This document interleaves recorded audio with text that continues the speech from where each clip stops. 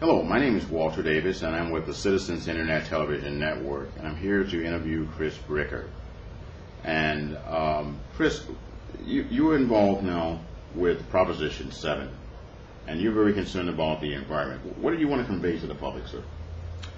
Well, I tell you, Walter, first of all, thank you for giving me the opportunity to partake in this interview. I think it's very important for us to get our story out. I would like people to know that I have two sons and I have a couple of a granddaughter and a grandson. And one of the things that really triggered my interest in Proposition 7 was the fact that we're running out of time, and we want to leave a legacy that's positive under the circumstances for our children and our nieces and nephews and brothers and sisters younger than we are. So this is very important to me. And so when you stop and think about what the pollution level was, the number of CO2 going into the atmosphere right around the 1880s, Industrial Revolution, it's about 250 parts per million.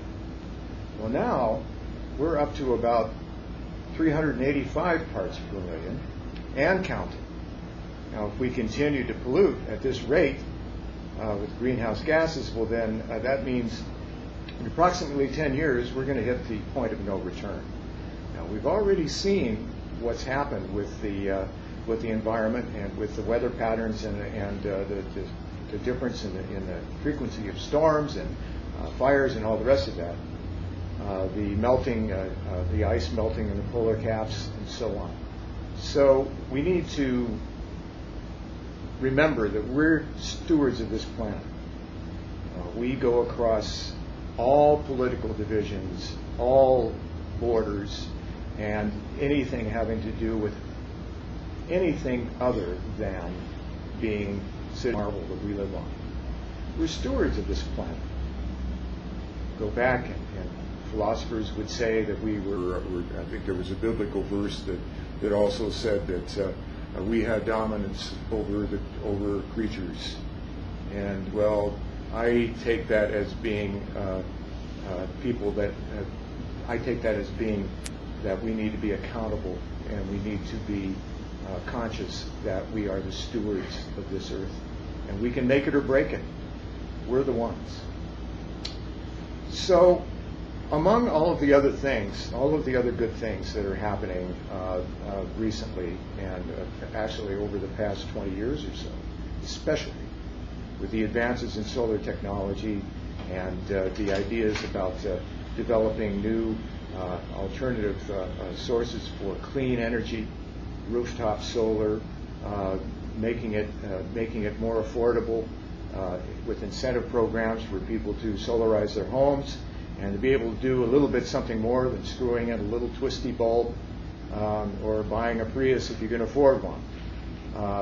The little guy's got to be able to flip that light switch on over there in the corner and say to himself, well, I made a difference because I was part of the grassroots effort to make some significant changes in California's energy policies.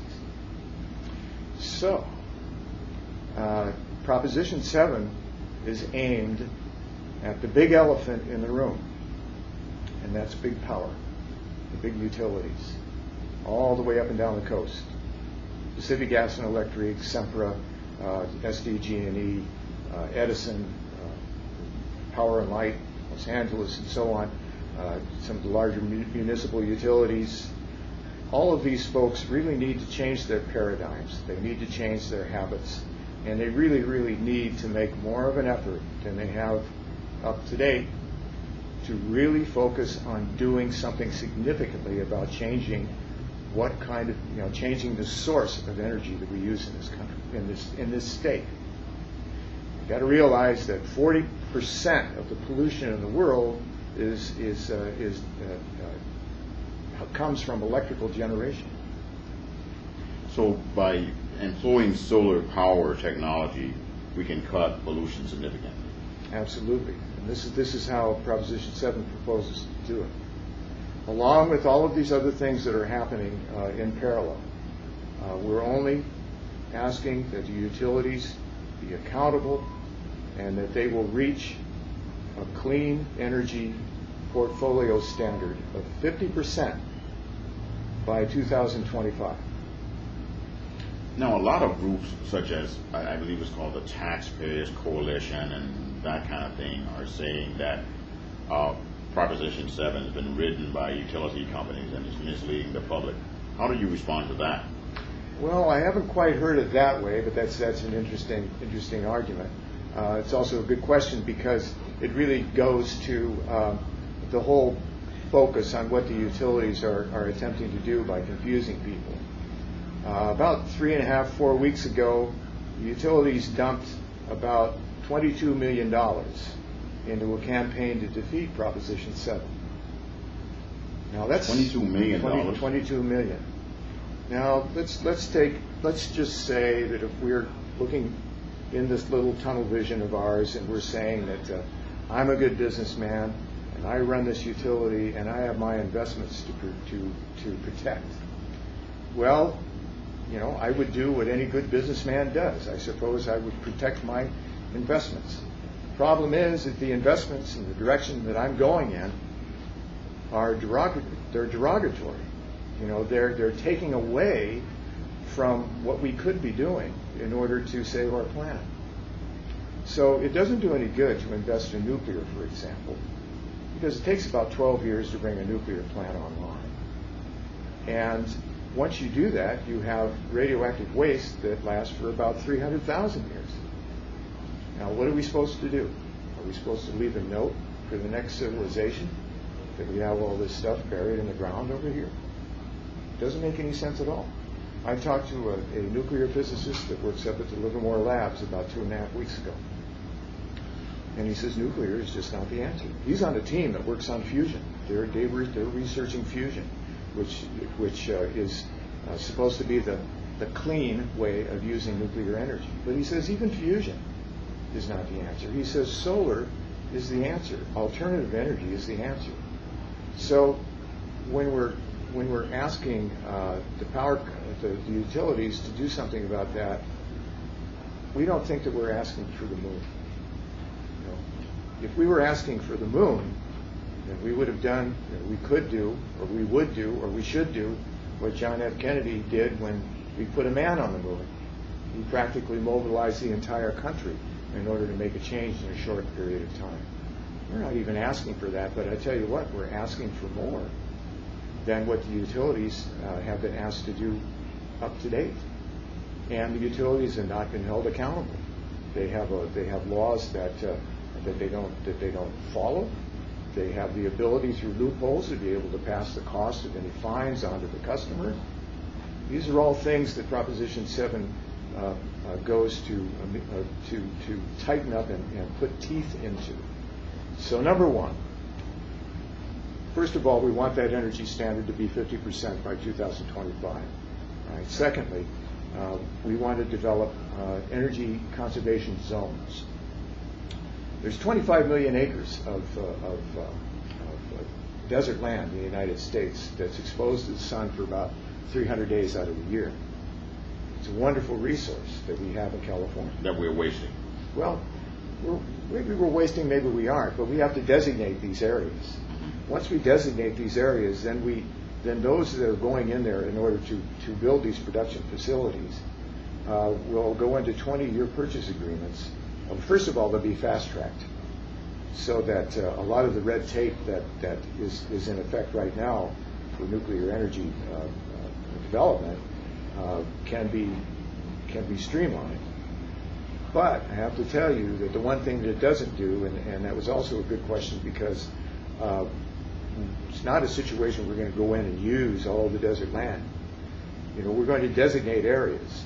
And the one thing that fast-tracking process does not circumvent are the environmental laws and the Desert Protection Act and all the rest of that.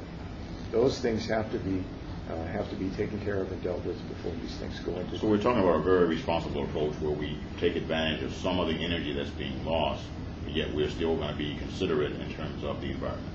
We are. Once that happens, then with the 20-year purchase agreements that the utilities will be mandated to enter into, for this power, then those people that want to invest, the banks that want to invest in these projects, will know that they'll have a long-term investment. It's the same thing as if you have a business with a 20-year lease. It makes it much more valuable. Your business is much more valuable than it would be if you had a 3-year lease on your business, because that's an intangible. So that's one of the reasons for doing that. Sure. So we're looking at combinations of power. We're looking at wind, solar, geothermal, hydro, some ocean, and biomass for backup. Now I'm going to give you an example here. This is only an example. This is not something that would happen in one big mammoth area.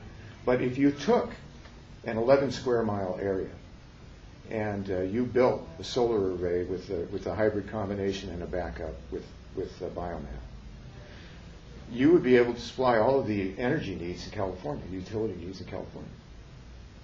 Interesting. So that's pretty significant. Sure. Now remember, we're only asking the utilities to hit this benchmark of 50%. And that's 50% of what you pay for energy in your utility bill. So I think it's doable. You got to realize that anything significant in this state that where California has taken the leadership in doing has come from grassroots organizing, grassroots process. Mm-hmm. You know, we have the mental health reform, where when all of the state institutions were closed, and then we ended up having our halfway houses on the streets of our major cities and smaller cities, and then we had the mental institutions becoming overcrowded prison blocks as de facto mental institutions, which totally frustrated the wardens, and the caseworkers were totally on overload. So through the initiative process, we were able to turn that around. We were able to turn around 40 years of neglect. We were able to do that with the medical marijuana issue, where medical marijuana could be used in palliative care for with people with certain diseases. We were able to do it with the offender program, where you get busted for possession if it's a first offense, then you don't go to prison right away and clog up the prisons. You go to treatment. Now with a 50% recidivism rate based on that, we were able to save California about $2 billion in prison costs. So we've always taken the lead. And once a lot of these things have become law or become an act, then the politicians will jump on the bandwagon. Other states will follow. You know, I think the last time it was 12 states that followed us. Right. So California's always been the leader. And so this is what we propose to do. There's a lot more that I could talk about, but those are the essentials. And we feel that it's what Dr. King called the fierce urgency of now. We haven't got time to wait. You know, we just don't have time to wait. 50% of the energy going into Los Angeles is dirty power coming from out of state, from plants, fossil fuel plants on a Navajo reservation, where the kids are running around with increased cases of asthma. Natural gas power plants is not the answer either. It's still dirty. There's no such thing as clean coal. And it doesn't do us any good to go to Indonesia and get natural gas, liquefy it, and put them on these huge freighter gas bombs, take them over to Ensenada, reconvert the gas, generate power, funnel it up through Mexico, and then along with the dirty power that they already get from Mexico, and bring it across and take most of it and send it up to LA. It's not the answer. The answer is to get the big elephant in the room to change its paradigm, to change its habits, and to reinvest in what is the answer for our future, your future, and mine, and our children. Excellent. So in conclusion, what do you want to leave the public with? Is there any other message you want to leave for the public right now? Well, I think that I pretty much said it, but it's important for us to remember that we really are truly the people that take care of this planet. And I think that the Chief Seattle and some of the other indigenous tribes have had a much better philosophy about how we should take care of this earth. Because if we take care of the earth takes care of us. So I think that's my message. And we really need to band together as citizens who know that if we can make a change, and we know we can, then we can actually make a huge difference in what the whole future of this world is. Well, great. Well, thank you very much, Chris. I really appreciate you coming to put this message out. And this is Walter Davis with Chris Bricker. We're talking about Proposition 7. Please get the facts and make a decision. As he mentioned, we are the stewards of this planet, and we have an opportunity to turn things around and live in an environment which is much more energy responsible. There's much more information out there. You can go to www.yeson7.net. Okay, well, great. Thank you very much, Chris. All right, thank you.